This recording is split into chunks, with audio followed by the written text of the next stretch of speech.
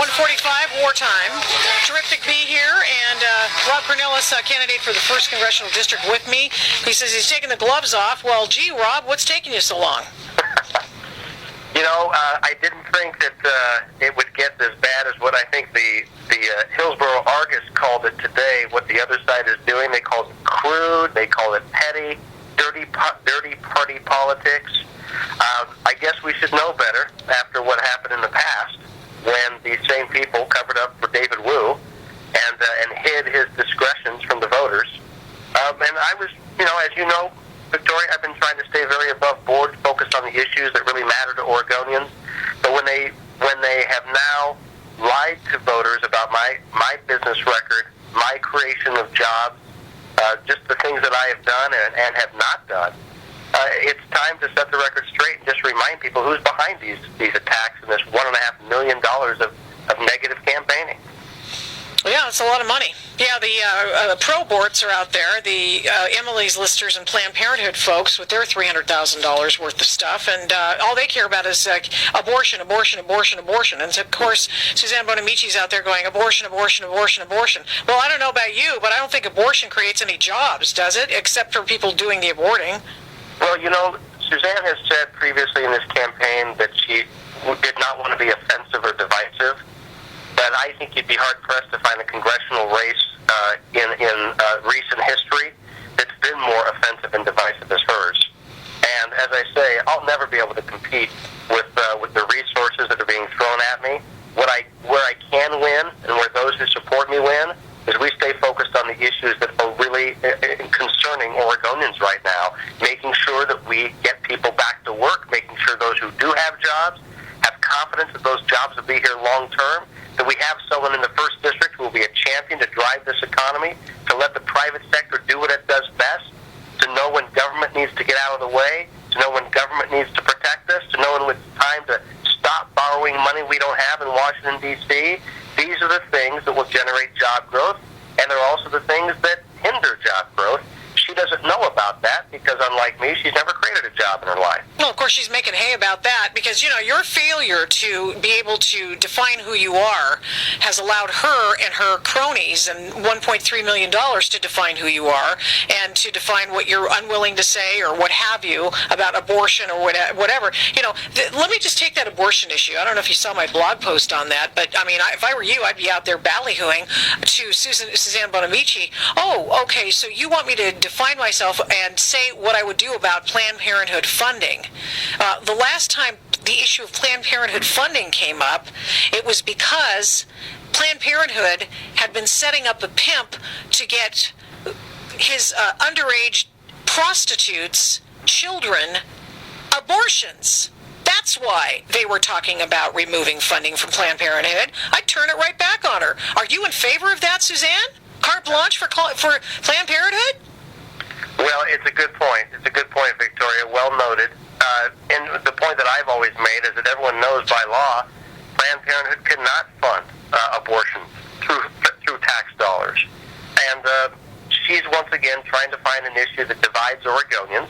She doesn't know how to unify us in talking about things that most of your callers and listeners want to discuss. And that is, what are we going to do about this unemployment rate? What are we going to do about our school situation? What are we going to do about the fact that half of our kids going to school are doing so hungry? What are we going to do about child trafficking in this? What's your number one issue, though? My number one issue that I'm focused on? Mm-hmm. Well, what are you passionate about? What are you saying? This is what I stand for, Rob Cornilles. Because there are a lot of people who don't understand what you're out there for. Well, I don't know why they wouldn't know. I love making sure people can find a job and see the value and worth that brings to an individual and a family when people are gainfully employed. In my business, as you know, Victoria, we've hired 60 people. And in addition to that, we've helped hundreds of people who came to our business who couldn't find work, especially in their chosen field, and after spending time with us, developing greater skills than they were able to get perhaps in higher education, we were able to introduce those candidates, those people who had been properly trained, to our bevy of clients all over the country for hire.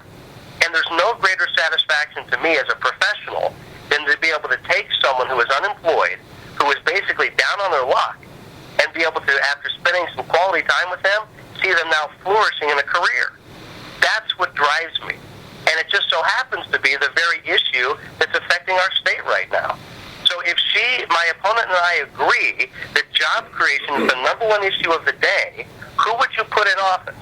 Someone who's been able to create jobs out of his back pocket, starting a business out of his spare bedroom and out of a savings account, employing dozens of families along the way, someone who's created hundreds of jobs for individuals, or someone who points to how she can spend other people's money, taxpayer money, to create jobs that we really can't put a finger on. I know all of a sudden they come up with the idea of your supposedly not paying taxes, payroll taxes, and somebody mentioned to me today that, if there's no better argument for simplifying the tax structure, it would be something like that. And the other thing is that, payroll taxes, let's think now.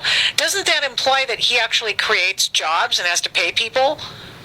Well, let me explain. First of all, those are both very interesting and good points.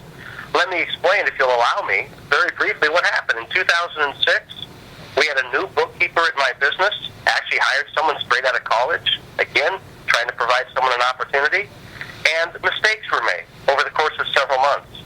I discovered that payroll taxes had not been paid by that bookkeeper.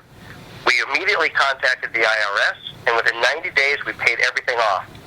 End of story. Never had a problem with taxes the first 11 years of my business. Haven't had a problem with taxes the 5 years since, 6 years since that occurred. So it was a mistake we made. But the important point is we discovered it, we corrected it, we fixed it, we move on. These are some of the challenges every day that small business owners are facing for the very reason you stated. It's either because we've made a mistake, yes, I'll admit to that, or it's because the tax code is so complex that only the mega corporations who can hire an army of lawyers and accountants and lobbyists to figure out the tax code can stay ahead of it, in fact, even make money off it. And I think that's wrong.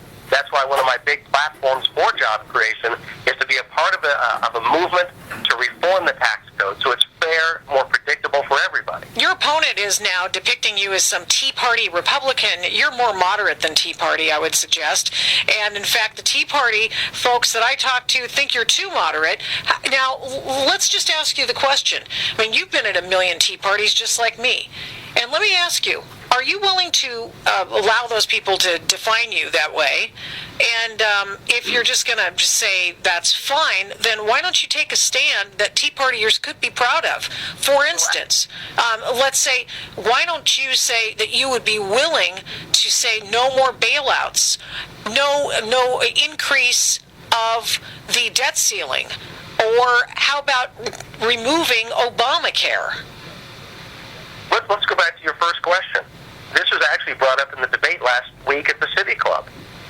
And I found it extremely offensive that when this question was asked to the both of us, I addressed it by simply saying, look, if people starting back in 2009 decided to get off the couch, decided to start paying attention to what government's doing or not doing, starting to hold government accountable for promises that they're not keeping, or in fact that they shouldn't even be making, then, I'm part of that movement because I decided to get involved. I decided to run for office. But the other thing that was said that's very interesting is that Suzanne mentioned that she doesn't really understand the Tea Party. And she just kind of flippantly suggested, well, I guess they're for smaller government. I guess they're for less taxes. And I called her out on that, Victoria. And I said, you may not agree with the Tea Party movement, but you can't be dismissive of it if you want to represent it as a member of Congress. And so there's people all over the district that I won't agree with, that won't agree with me. But you know what? They'll always know when I'm elected that I'm going to be their representative. I'm going to do my best to represent their views. Ultimately, I have to use my best judgment and vote a yes or a no on any issue. But they have to know this guy understands us, he listens to us, We may not agree with him, but we trust his judgment. Well, speaking of trusting judgment, let's talk a little bit about some of the things that she stands for, square in support of, that people don't like. For instance, talking about light rail, unlimited light rail, billions of dollars ultimately will be spent on the building and maintenance of light rail, right down through Barber Boulevard, all the way to Sherwood, which is in your neck of the woods. I mean, you've got to understand, people do not support that. No, and frankly, that's never come up in any forum or debate I've ever been in. Well, that's billions of dollars down the drain. Well, I am saying no one's ever asked me about that. And besides, Victoria, you know as well as I do, if she was to be elected, she'd be in the minority party. She has no clout in Congress her first year. She won't have clout for the first 3 years, most likely, maybe 5 or 7 years, because she'll be in the minority party. And you think a Republican-controlled House is going to let boondoggles happen? Do you think they're going to allow things to happen without transparency? And if you do think that, that's one reason you need to bring an outsider into Congress like me. The Oregonian endorsed her the other day in damning with faint praise, saying that something about starting anew or what have you, and actually took her and said, well, this is a wonderful decision she made on the Korean trade deal. In other words, she was slow to react, waited until it was all done, the winds of political change had changed toward approving it. You'd already said and staked out your territory on that. Why didn't you make more of a deal about stuff like that instead of saying that Slowbo, as we call her, was a little slow on the uptake, and that's how she got the stinking endorsement? I mean, that's just ridiculous. Well, Victoria, I share your frustration. I said the very same thing to the Oregonian editorial board. I said this finger-in-the-wind decision-making is not good for this state or this district. And that they decided to endorse her anyway, despite her being excruciatingly cautious. I would say that she's just waiting for somebody to tell her which way to vote, because I'm not sure she knows what to do.